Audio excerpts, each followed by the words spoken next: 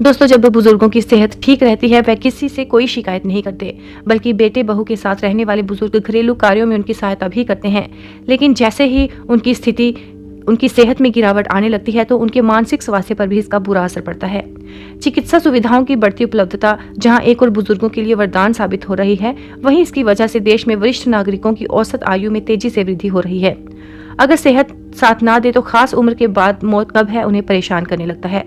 कुछ एक्सपर्ट्स का कहना है कि खुश रहने की बहुत कोशिश करती हूँ, पर एक एक करके हम उम्र लोगों को संसार से आते जाते देखकर बार बार मेरे मन में यही ख्याल आता है कि अब मेरे जाने का वक्त भी करीब आ रहा है। मौत से डरती नहीं और जीवन के अंतिम समय में होने वाले शारीरिक पीड़ाओं की आशंका मुझे बहुत डराती है।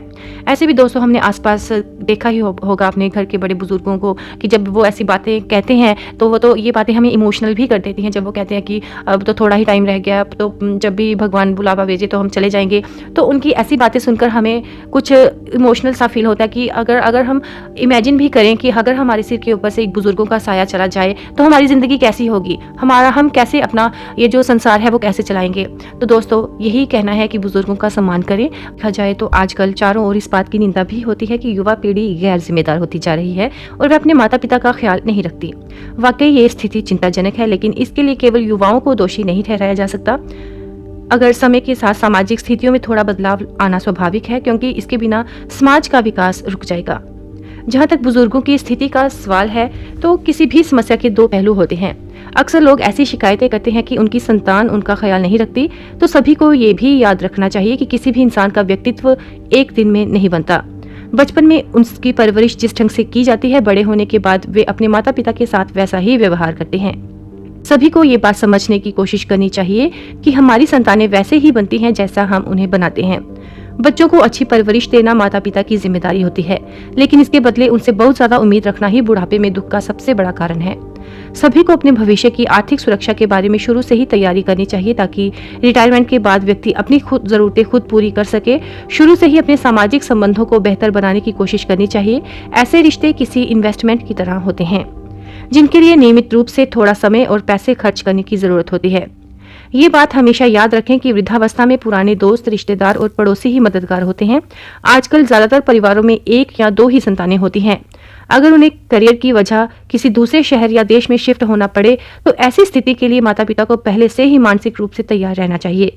बुजुर्गों को अपना सामाजिक दायरा विस्तृत करना चाहिए। सबसे जरूरी बात यह है कि बुजुर्ग अपनी बढ़ती उम्र को बीमारी ना समझें और जहां तक संभव हो सामाजिक रूप से सक्रिय रहने की कोशिश करें। हाँ, जब उनका शरीर थकने लगे तो ऐसी स्थिति में संतानों को भी ये बात नहीं भूलनी चाहिए कि चाहे कितनी भी व्यस्तता हो, बुजुर्ग माता पिता उन्हीं की जिम्मेदारी है। अगर दोनों पीढ़ियां एक दूसरे की जरूरतों और भावनाओं का ख्याल रखना सीख जाएं, तो इससे समस्याएं अपने आप दूर हो जाएंगी।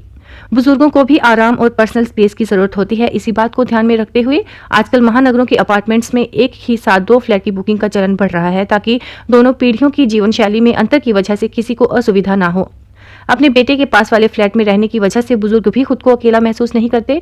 आपने भी ये महसूस किया होगा कि आजकल शहरों में रहने वाले बुजुर्गों का एक ऐसा भी तबका है जो समय के साथ आने वाले बदलाव के अनुसार खुद को ढालने की पूरी कोशिश करता है। आपको अपने आसपास कई वरिष्ठ नागरिक बहुत आसानी से मिल जाएंगे जो इंटरनेट और मोबाइल के नए एप्लीकेशंस का इस्तेमाल सीखकर बदलते वक्त के साथ कदम मिलाकर चल रहे हैं। अब बिलों के भुगतान, शॉपिंग, हर तरह की टिकट बुकिंग और बैंक संबंधी अन्य कार्यों के लिए उन्हें दूसरे पर निर्भर नहीं रहना पड़ता। इसी तरह अब उन्हें मालूम है कि छोटी छोटी बातों को लेकर नई पीढ़ी को ज्यादा रोक टोक पसंद नहीं है, इसलिए वे अपनी युवा संतानों के निजी जीवन में अनावश्यक हस्तक्षेप से बचते हैं। युवाओं को भी ऐसे बुजुर्गों का साथ बहुत पसंद आता है जो उनके साथ दोस्ताना व्यवहार करते हैं। जिन परिवारों में ऐसे खुले दिल के लोग होते हैं, वहां का माहौल खुशनुमा बना रहता है।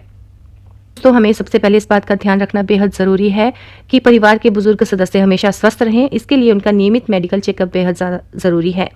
उन्हें स्वस्थ खान पान और जीवन शैली अपनाने के लिए प्रेरित करें। एक्सरसाइज भी जरूरी है।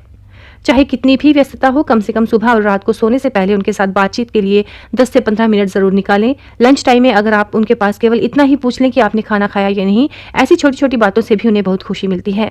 अपने बच्चों को शुरू से ही ग्रैंड पेरेंट्स का सम्मान करना सिखाएं। अंत में सबसे जरूरी बात, आजकल ज्यादा परिवारों में 1 या 2 संतानें होती हैं और आज के माता पिता बेटियों को भी बेटे की तरह पढ़ने और आगे बढ़ने का पूरा अवसर देते हैं।